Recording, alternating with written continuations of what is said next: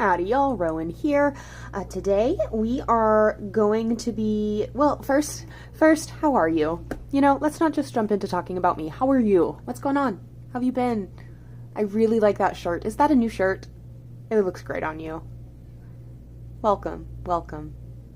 Today we're going to be doing the next installment of the Top Tarot Trumps series that was started by good old Masha over at Musings by Masha. She has moved on. She's at Strength now, if I remember correctly. We are still way back on the Hierophant, so that's what we're going to be doing today is key number 5, the Hierophant. And let's just go ahead and jump into it. This is meant to be like a short and sweet kind of video, so this is my tarot studies notebook, and we're going to quickly go over my notes that I have here for the Hierophant. The Hierophant, I've got some pictures here from a traditional Marseille style deck, a traditional Rider-Waite deck, and then the original Thoth tarot. They're pretty small, but here, let's lift it up so you can see. I keep those on one side, and then over here, these are my notes. I'm not going to hold this notebook up because I'm going to knock the camera if I do that. So the Hierophant is also titled as the Magus of the Eternal, according to the original Golden Dawn. The elemental association for the Hierophant, as far as I can tell, seems to primarily be Earth.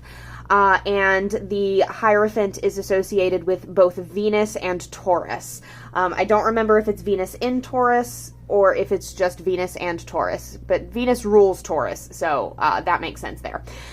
So my favorite keywords for the Hierophant are religious, or religion, a conservative approach, conformity, teacher, education, and tradition. So these are my first associations when I think of the Hierophant. Those are the keywords I think of. But then we also have this idea of, like some of these words are going to be a little bit redundant, but just roll with me here. We've got this idea of conventionality, institutions, orthodoxy, and dogmatism. These ideas of social constructs, formal training, ritualism, prescriptivism. So prescriptivism as opposed to descriptivism. So do this rather than, oh, here's how you are. So marriage, you know, obviously because this idea of like a pope, persistence and patience. So these are like traits that are associated with the Hierophant as well. Organization, piety. The Hierophant can be seen as an inspiration or a role model. There's this idea of morality, mercy, unification, which ties back into marriage, succession, so lines of succession, rebellion as a shadow side, philosophy.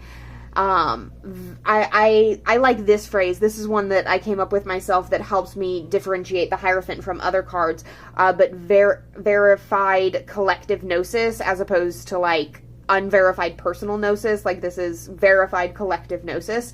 Mentor, teacher. So I've got teacher up here as well, so that's a bit redundant, but that's okay.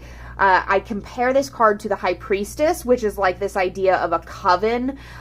So where the Hierophant is the head of an institution. The High Priestess is possibly somebody who acts on her own, possibly somebody who acts with a small group of people, but is an underground figure, right? The High Priestess is not as, the High Priestess is not as institutionalized. How about that? Is not as institutionalized as the Hierophant.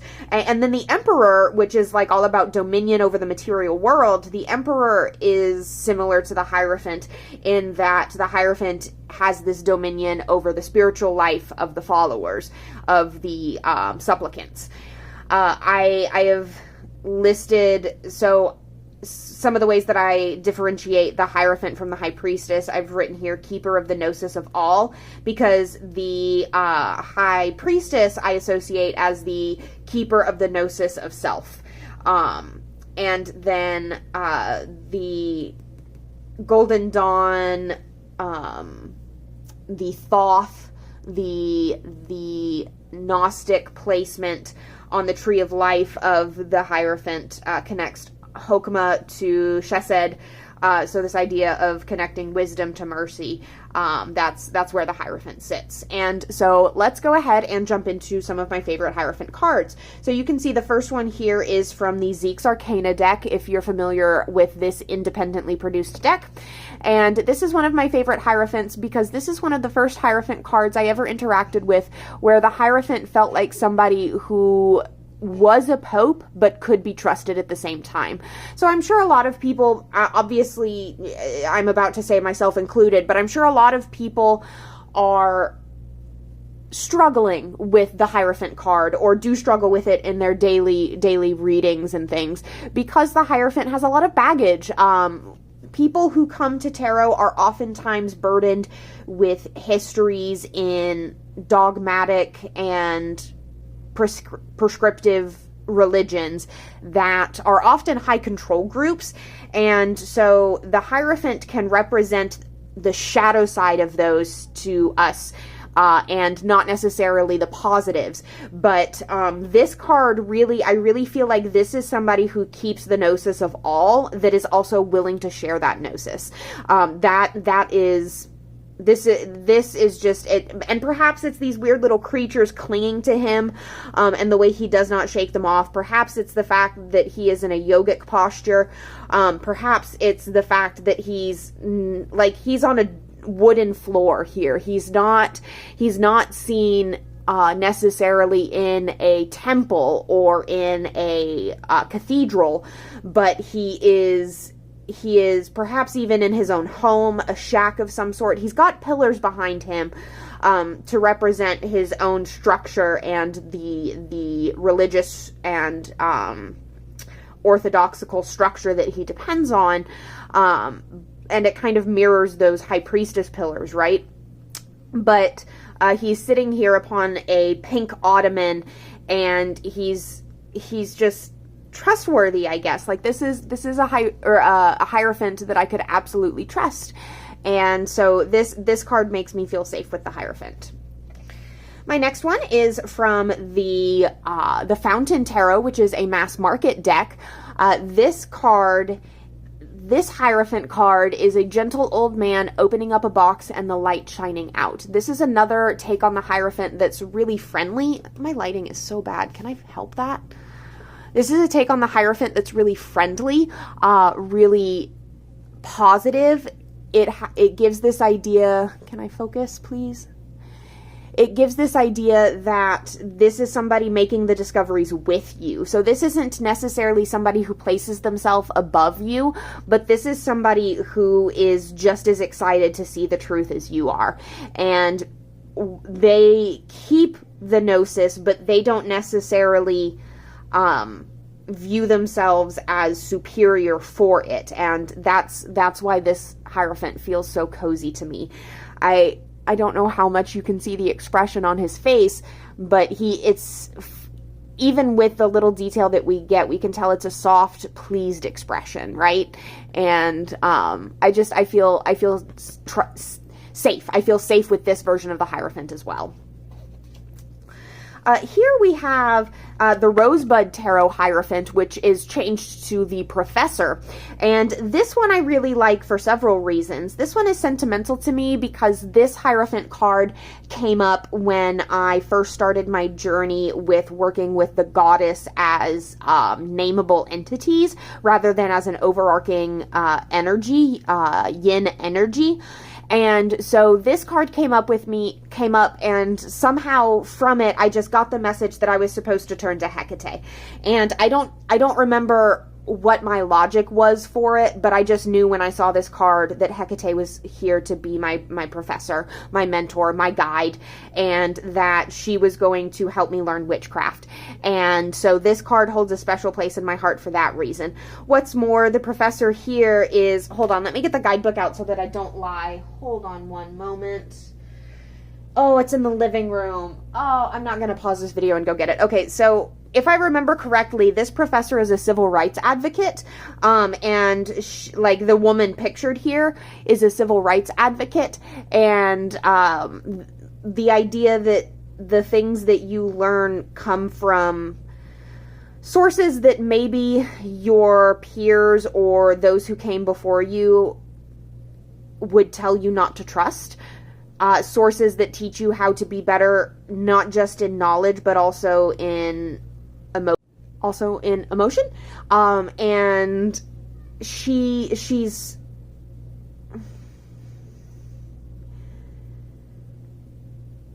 somebody who is going to teach you how to be better.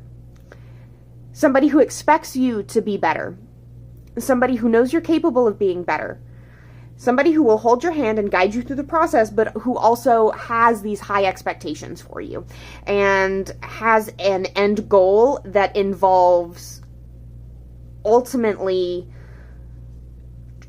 trusting the wisdom of others and integrating that as part of your own wisdom.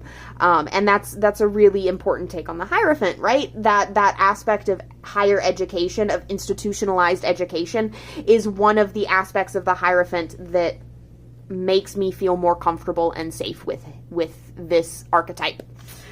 So then, this is the Pope card from the Jonasa House 7th edition. And this one I like mostly because he looks sick as fuck. This Hierophant is sick as fuck. Like, look at him. Hell yes. It's very, I don't use this word in an offhanded way, but it's, I know this probably isn't the best word to use for this, but it's the word that comes to mind because I live in a society. I am a subject of my time. I do apologize for being ignorant about a better word to use, but the word that is drawn up for me is this is a very shamanistic Hierophant, right? This is somebody who knows not the ways just of, like, this really speaks to the tradition of the Hierophant, okay? Like, that's what I'm trying to get at. This is a Hierophant who knows the old ways. That's the energy I'm trying to express here. This is a Hierophant who is well-versed on modern religion, but also ancient religion. This is a Hierophant who knows the purposes of the old correspondences, who can holistically teach you how to fix your shit. And I really enjoy this card. Finally, I want to give a warning. This last Hierophant has both overt sexual themes and also can be a little bit triggering to people who may have religious trauma. But this Hierophant comes from a sex-oriented deck that is called the Erotic Tarot. I believe it's... it has a sub-name that I can't remember right now, but I'll list the full name down in the box below. But this Hierophant makes me very uncomfortable. Honestly, I don't really like this Hierophant card, but that's one of the reasons why it's one of my favorites, because it really challenges me and it pokes and prods at all the shadow aspects of the Hierophant that I don't like. So we've got one supplicant here performing fellatio on our Hierophant, who is stony-faced, not interested in the act. So it's kind of reassuring because he's not...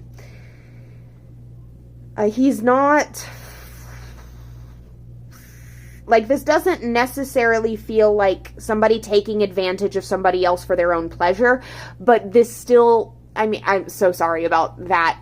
This still, it shows the, it touches on my discomfort with the ways in which people are sexually vulnerable to the church, specifically to the Catholic Church. We have our supplicants up here who are wearing, restrictive underwear, so that they cannot participate in sex acts until they are allowed to. And this card in a lot of ways touches on the intersection between religion and sex that I really struggle with. And as such, it's a very important Hierophant card to my learning of the Hierophant, and that's why it made it into this video. This card pushes my boundaries and makes me address some things within my history and within myself. And so that's why I said this might be a triggering card for some people, because it is in many ways triggering for me. It no longer sets me off as soon as I see it, and that's part of the healing process. I'm really impressed that that's happened at all. Part of it is that I can laugh at this man's just nonplussed face as he receives what I imagine is very unenthusiastic head. It's so funny to me. That has healed me in many ways, is laughing at this fucking card. But those are my 5 top Hierophant cards. Some runners up you can see here on the other side of my notebook. Some runners up are the Hierophant card from the Tarot is Color, the Hierophant card from the, oh good gracious, we all know this one, the Wild Unknown Tarot, and then the Mentor card from the Phantasma Tarot by Paulina Fay. So those are 3 runners up. So next time we are going to get into the Lovers, and we'll go over some of my favorite Lovers cards. But for now, I think I'm going to go film something else entirely. I appreciate you all for hanging out with me. I hope you learned something today, or at least had a good time. I hope this was entertaining, if nothing else. Thank you for hanging out. Comment down below if you have any issues with any of these cards. I especially want to hear from you if you dislike some of them. So please, I mean, if you like these cards, by all means, comment and tell me how much you like them. But I am begging you, if you don't like any of these cards, I want to hear your beef. Share your beef with me. That's that. Like the video if you liked it, subscribe if you want to see more of me, or go to my channel and watch some of my other videos to test the waters and see if I'm your flavor. I love you deeply, down to my soul, and also the soles of my feet. But you would have to pay for pics of those. Right? Bye.